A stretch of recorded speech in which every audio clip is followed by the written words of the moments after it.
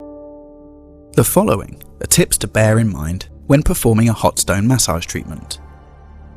When starting work on each new area, always introduce the temperature, both hot and cold, with your hands before applying the stone directly on the body. A comfortable working temperature for your stones is around 50 degrees Celsius. However, heat them up to around 60 degrees to allow you extra heat to introduce to the client. When starting work on an area, remove the relevant stones from the heating unit before applying oil. This will allow them time to reach a more comfortable working temperature. Always ensure the client is comfortable with the temperature of the stones, and remember, if the stones are too hot to hold, they're too hot for your client.